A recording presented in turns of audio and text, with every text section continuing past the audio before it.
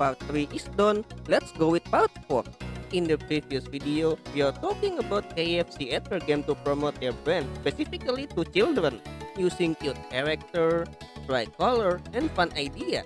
Yeah, fun idea. Despite being promoted using technology as to idolize it using media that we all know, yes, and you already know it, television or internet, this promotion happened not just using fictional character, but also actor, just like topic in this video, animated and movie, basically cartoon and human performance. And Shop Creative made many games based on these movies which is successful big name. But also some are not. Just my addition to this video but still actor game toward animation or movie. And we are talking about big name such as Marvel and even Transformers. Wow, that's a big lens right there. Surely this game was approved because how accurate it is. Or there are some unique improvisation but based on the source material. Well, how about we check it out right now? But March was gone for now. Don't know where he is. He might just going somewhere else doing some cleaning probably. But anyway, let's start with the weird one, and that has anything to do with Arnold Schwarzenegger. You know him, right? But I'm all woman. Former California governor and movie actor. And there are so many movies he plays such as Predator, Commando, and of course, Terminator. Talk to the hand. But there is some weird addition that appear because people realize he used too much these many one-liners. And I mean one-liners. You can find that on YouTube, but also Flash game as well. And there are a lot of them. Somebody compiled these one-liners into Flash application and I could not believe it. Such a work, you know, because this application contain not one, not two, but many references from other Arnie's movies.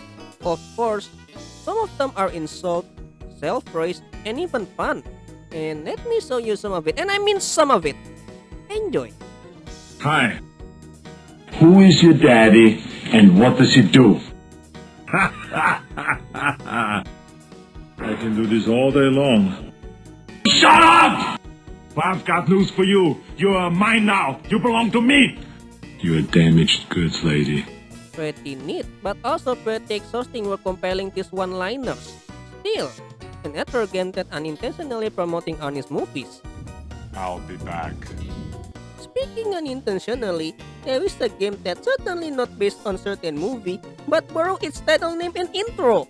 And that is Bra Wars. Just look at its design. It's basically Star Wars.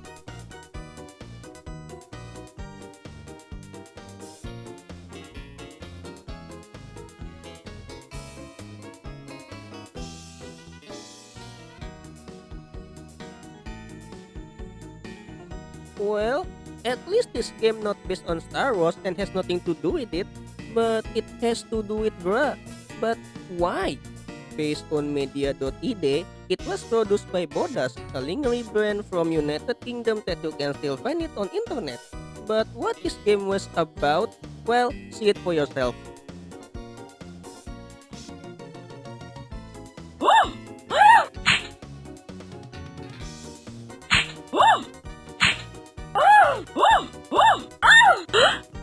We just need to open the brush strap when the model show it and when there are white circle. Click it. Just that. Get high score and hear woman gasping. Wow. But why I say unintentionally? Because that design makes trigger nostalgia on some people about some part of the movie. And that people make searching for Star Wars intros such as this compilation. Next is ether game based from 2008 movie by Brian Robbins called Meet Dave. Before we begin, let me quickly recap this movie so you can understand the game. Basically, there are power sources encapsulated in the skin of small meteorite that hit a satellite, that hit the Earth and ended up in New York. So a team of aliens, which is small version of human, visit Earth to retrieve it and deliver it to their home planet to secure its energy to save their home planet. Basically, they need electricity to survive, just like us humans, by controlling a human-sized robot called Dave, or as the movie progresses, Dave Min Cheng, I guess. Which happens to be my other name. Dave Ming Chang? Dave Ming Chang. And that robot is the source material for this ether game because we have to fix it. In the Overload, we have to fix 4 sections of Dave's body based on Eddie Murphy, portrayed as the captain of his team that controls his robot, the head, the chest, the stomach, and the legs. On these parts, we need to fix things that broken such as reconnect wires, put back parts that fall off not replaced. That's a lie. Weld cracks and charging a battery. All manually. So in this game which is just survive as long as you can, you need to repair parts that got broken. Based on this health section, if their health go down and tear out this arrow, you need to fix it as fast as you can. And watch out for this timer that indicate another malfunction. So be ready. If one of the health section goes completely gone, game over. Just that. But there is some minor complaint about this game from my side. First, you need to use specific tools to fix which part is broken. You might get panic because you need to constantly switching tools because another malfunction happened. Second, sometimes other broken parts are behind other parts that you might need to switch to other tools, which is annoying. Third, the battery, which is the unique and cumbersome parts. You need to carefully pull it out or it cancels. That part was frustrating as hell. But the score is high when you recharge and put it back. You might consider it fixable or not. Fourth, the timer gradually becomes fast to trigger next malfunction, making other parts more broken. And you ended up overwhelmed by it because the game is difficult at some point. Just that, but there is a problem. In this game, we are using tools that was human size, while all the aliens are small. How they can use it? There is the scene that Dave got hit by a taxi because the alien misinterpreted ample motion, causing his right leg broken. But there are no humans to fix it. Instead, one of the alien manually fixed it by using rope to travel from right ear to right leg. Touch the mall with his hidden door for the legs part and there the alien fixed the broken wires inside the leg. I suppose that is the main idea for this ether game. Actually cool, but kind of misleading because only one part is broken. But the movie is family friendly and a good one. I recommend it for you to watch it. I'll miss you, Dave. And I you. Remember, I'll never be that far away. Alright, next is advertising Hulk character and one animated movie from Blue Studio back in 2006. Hulk Bad Altitude and Hulk Central Smashdown. Of course, when someone put a well-known character into a game, basically promoting what associated with it, and people may search things based on his character when nostalgia or FOMO hit them. In Hulk Bad Altitude, basically MTV Wishful Leap of the Ninja, you just jump as high as possible by jumping from robot to reach the highest height you can do.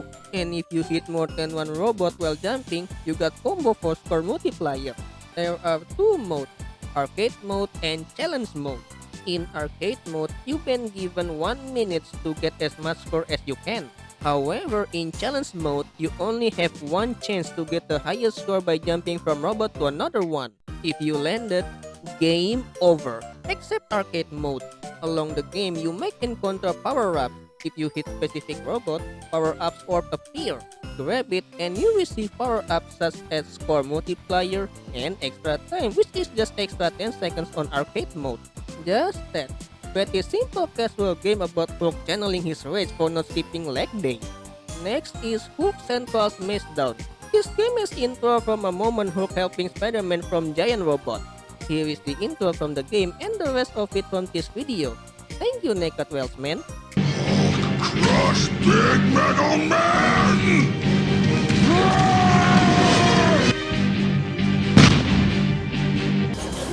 Little help here? Hulk crush Big Metal Man!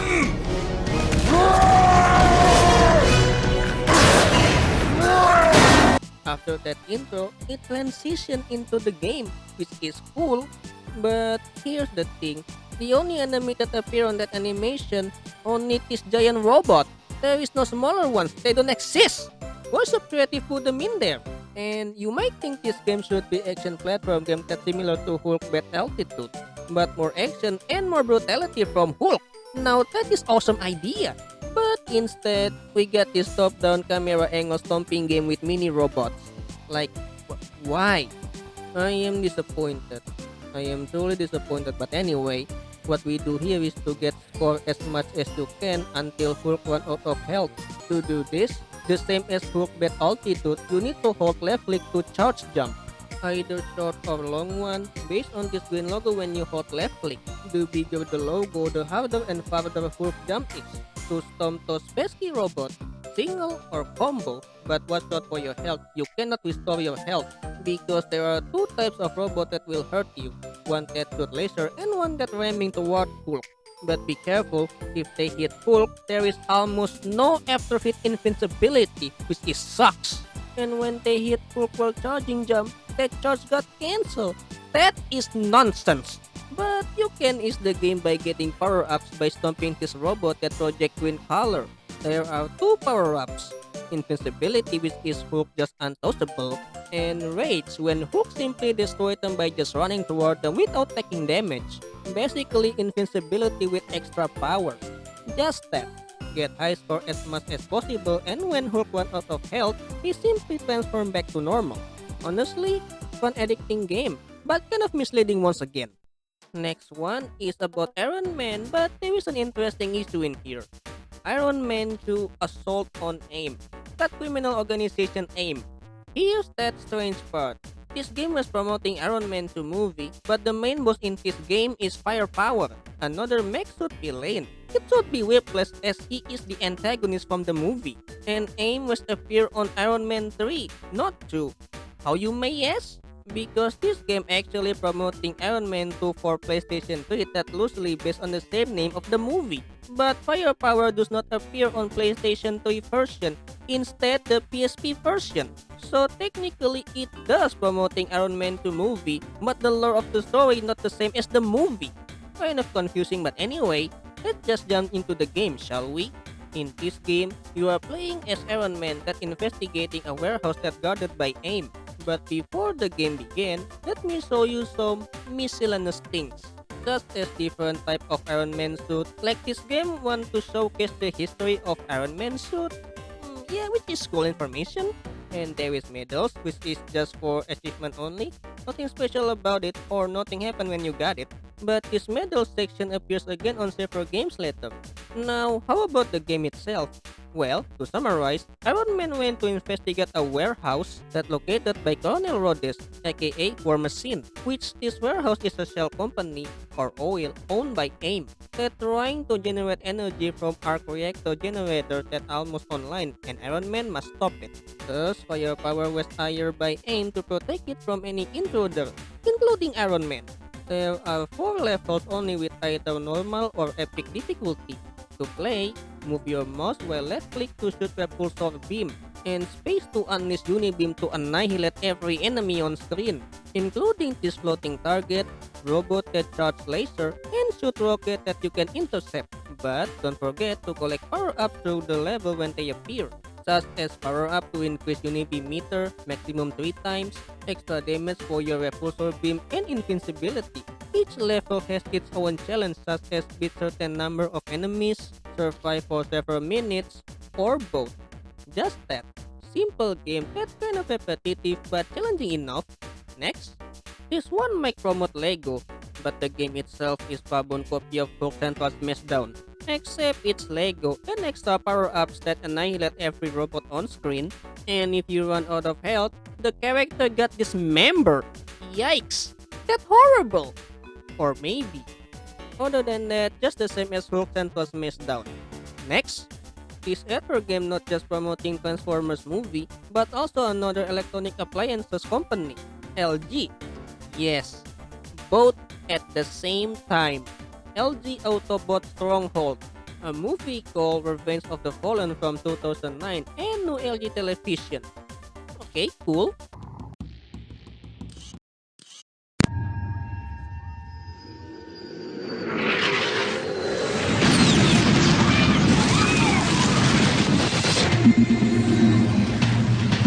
The new LG LH50. True to life images. It's time for change.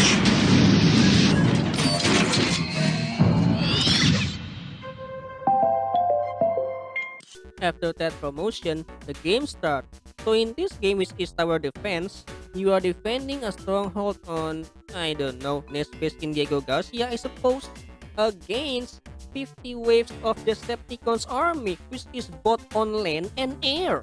So you need to defend it by deploying 5 Transformers heroes, Bumblebee, Jess, Ironhide, Ratchet, and of course, Optimus Prime. Each hero has their own unique gimmick and drawback, but also from how cheap and expensive they are. For example, Bumblebee has single target fast red attack but moderate range and weak attack, but can attack both land and air. Ratchet has massive splash damage and range, but slow red attack and cannot attack air. And Optimus Prime, the expensive one, can hit multiple enemies while dealing huge damage against both land and air. So you need to creatively put your selected Transformers on ideal position against various type of robots that work normally but jack of all trades, fast but weak, and very slow but very durable. But each time the next wave started, they become stronger, so you need to constantly upgrade your Transformers by defeating robots and receive sparks, as you can see in the bottom right of screen. Specific robot can give you 1, 2, or 10, depends on how durable they are. But remember to upgrade so you can easily destroy them because this game is unexpectedly brutal. But you can make your Transformers even more brutal by upgrading these 4 parts based on LG's new technology. Yep, Ever Game. And don't forget that Rain 2, yep, Transit Advertising. There are 4 upgrade options from top to bottom. Increase speed on how Transformers turning around, which is I almost never use it. Increase red attack, basically faster attack and reload. Increase range attack, obviously how far Transformers can reach and attack enemies. And increase damage, which has 3 times to upgrade, where previously only 1 time upgrade. But something unique happened. If you upgrade damage option, Transformers Pride change, which is pretty cool, but sometimes doesn't work. But the effect of that upgrade still working, so yeah, no problem. Such addicting game with trials and error because each wave can give you minor or major problem. For example, L-type robot, upper side spawner that can cook you off guard because you put Transformers on wrong position, and all-out massive invasion from 3-side spawner, which is yikes. Other than that, enjoyable simple tower defense game with many tactics you can configure and experiment, even though kind of hard. Next is from horror comedy movie called Scary Movie 4. Instead playing game that's similar to Screamer Type since this game about horror, what we got here is Bra Blaster. Yeah, I know what you think. Oh God, it's so good. So good. So good and tasty. But before we begin, we need to choose one of these 3 actors to mess with. But in my case, only the left actor, Anna K. Ferris, is fully playable because the other 2 are unfinishable. And I try it, it doesn't let me finish the game with this actor. Perhaps I should play it online? I don't know. But anyway, we should appreciate what we got. So here we are. In this game, we are playing as giant tripod that invade the village. Yeah, I searched where this level was taken from. Trying to shoot Cindy Campbell with laser beam to strip her clothes off. Yikes! No kidding, that's the main objective in this game, which I want to know if she's okay with that. In this game, Cindy will appear randomly, so you need to shoot her so her clothes durability reduced. If with 0, one of her clothes is stripped, do it till level 5. Just that. My only complaint about this game is the timer doesn't reset after completing a level. So if you complete a level with low timer, that's what you get, no extra time whatsoever. That is cruel, but I accept that challenge. Other than that, just shooting gallery game I suppose, but this is supposed to be horror comedy game, not 80 game. Next one is the most hardest game than any games combined in this video. The Expendables 3 Deploy and Destroy Reloaded. This game cost me time and patience. It's one of the hardest mix between strategy, RTS, and critical decision thinking making game I had ever played. This game basically tower defense with RTS element in it, but only playing the heroes that appear on the movie. You know these people, right? We got Rainbow, Jason Statham, Terminator, Bedlam, Zorro, and of course, Drago. If he dies, he dies. Yeah, awesome, right? That's the game itself, although kind of super hot and LD Autobot Stronghold. In this game, you control both tower management and the expendables, even though not all expendables. Managing money to build various towers with different advantages and disadvantages. Different effectiveness against different type of enemies, either organic or inorganic. Also, you can upgrade them to deal even more brutal destruction to the battlefield, either on aggressive or defensive mode. Depends on the situation, but you need money. How do you earn it? By simply destroy these incoming enemies and grab this payday that randomly drop and only the expendables can collect it. To move, just move your mouse, click the map or the expendables to command them. Move them to position to intercept enemy with their normal weapon or do special attack. Different character has their own gimmick and tactics. For example, Barney Rose can deal massive damage to organic and inorganic enemies with grenade launcher, but only on ground. He cannot attack air-type enemies, while Jason Statham can do the same as Barney Rose, except he can attack both ground and air-type enemies. Also, Gunnar Jensen can attack both ground and air-type but poses as support because he effectively slows down inorganic enemies using EMP. So everything trying to be balanced out. But that is not what happened in this game. The game was ridiculously difficult with how several issues exist in this game. First, we cannot choose which the expendables we should recruit on main mission, except Endless War mode. Each level put 1, 2, and eventually 3 expendables, but after the 4th level, the first top expendables got replaced by other expendables so we can experience their ability, and so on. Basically, we have no freedom to choose our heroes to effectively finish a mission. Second, some enemies behave like no other. Look at level 5. It took me 48 minutes long to beat it because some tank and chopper have behavior to patiently wait until a tower is destroyed and targeting everything nearby. And your expendables is weak against these machines, so you always relies on power. But also these human soldiers that took different route because these roads are not visible on the map. So you constantly multi-managing, multitasking every single tower and expendables on the battlefield to intercept every single enemies here and then. It's so cathartic and confusing at the same time. And third, the constant quote from different movie these actors say. No problemo. Que, fear me, if you dare. Copy that, get to the shama. Yippee-ki-yay. All hail Caesar!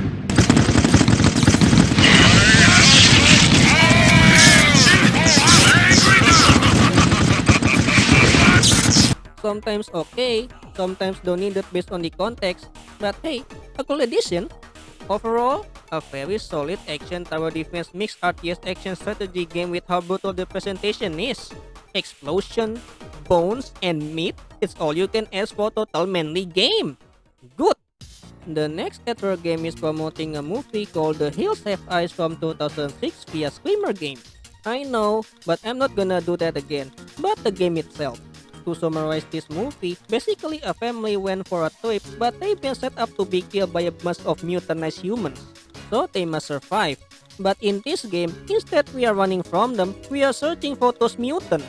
With this sound locator, I guess. There are 8 mutants based on the movie, but they are hidden on several places. Even though only the images on the upper left screen, not kind of sprite or GIF, kind of disappointing. Only these images, but then you can only get several mutants as the game will automatically put Screamer to scare you. Even when I try as fast as I can to get all mutants, doesn't work. The game instantly greet me with Screamer. So, just cheap Screamer game. And next, the last two about X-Men. Yeah, now this is the fun part, superhero and action. And that Ether game promoting animated show called Wolverine and the X-Men from 2009.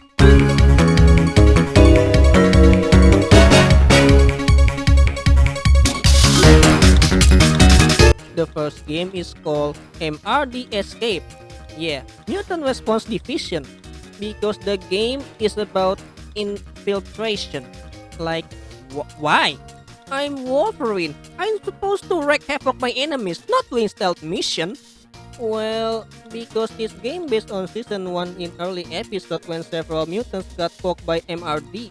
The same as Iron Man 2 Assault on AIM, we got medal section again just for achievement. Based on what happened on that episode. However, the intro of this game is not from the first episode, but instead from episode 8. time bomb when Nitro's mutant power suddenly getting out of control. And outro from the first episode when you finish the game. Here is the clip and some extended part from it.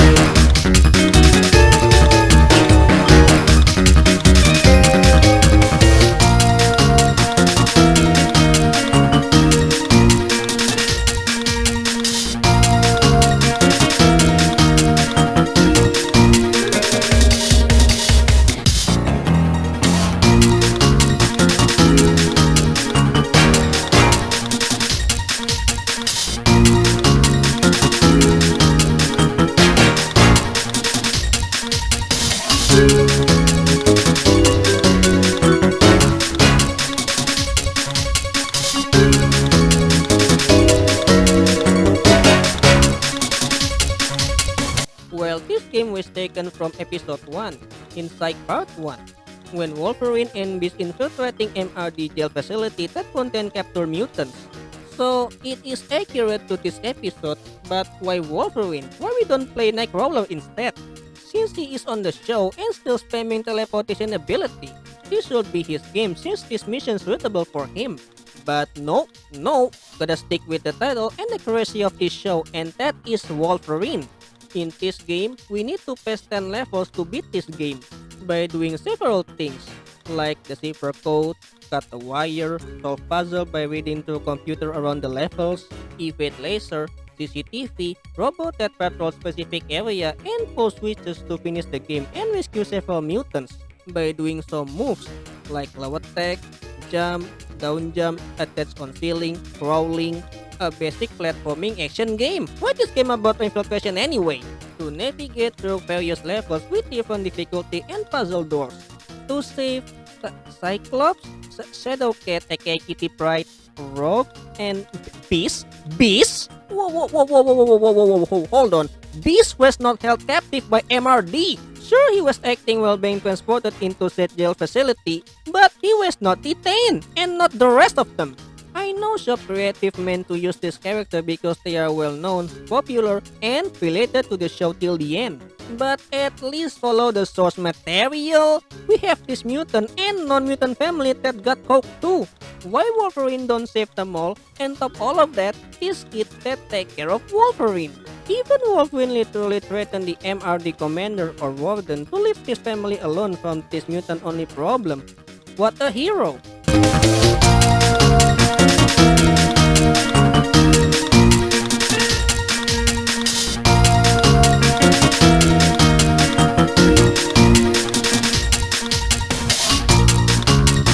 But instead, we got all non-mutant whether the minor and less known one, which is quite a waste of opportunity. Other than that, quite challenging game with how the timing of those traps can be quite tight, and some puzzle require you to be patient and take notes. Overall, it's not bad game, but why not transform this game into action platform with infiltration element in it? Because the next game is what I'm hoping for, but I'm a little bit of disappointed. Search and Destroy, the same as previous game, medal section, yep. Even though the game is not platform but top-down action, I'm still excited for it. In this game, instead fighting MRD, we are in Genosha fighting robots.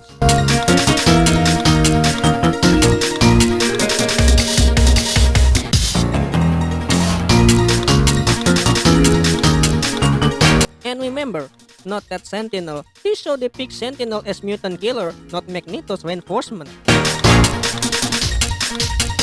But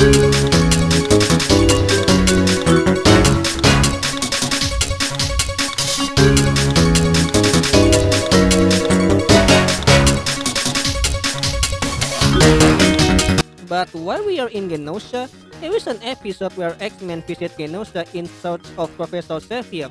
Or there is a part where Nightcrawler trying to uncover underground jail that Magneto detains some mutants.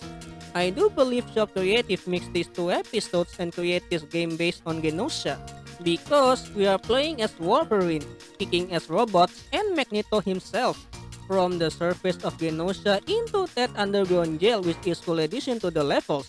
In this game, we need to defeat 7 levels with various difficulty, traps, and unique robots to deal with. To move, use arrow keys.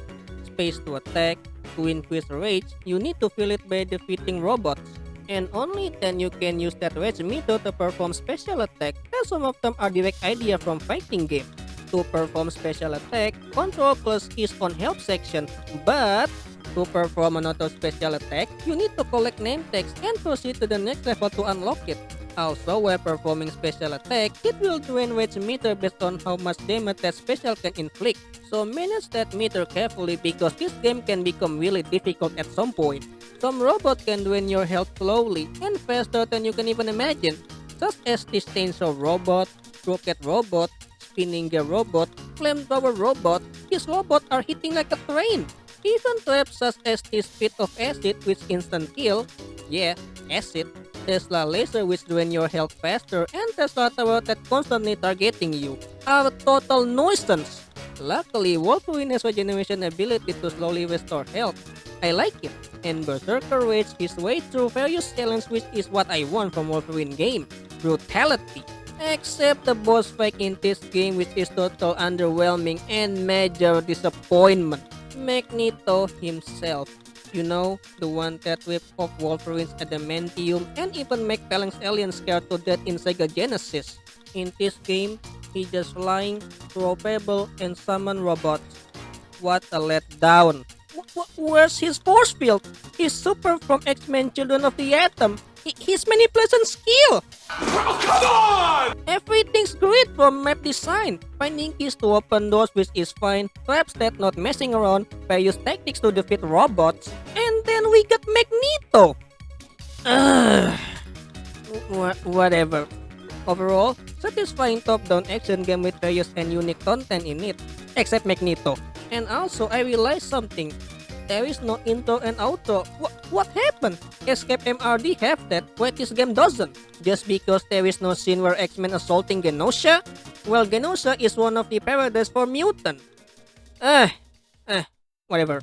Anyway, and overall, some games are pretty much accurate to the source material. Some are major improvements, and some are practical idea, challenging aspect based on the movie. And some are quite trivial, but hey, it's still an interesting ad per game. That's the end of this video. So, thank you for watching and see you on the next part. Ciao!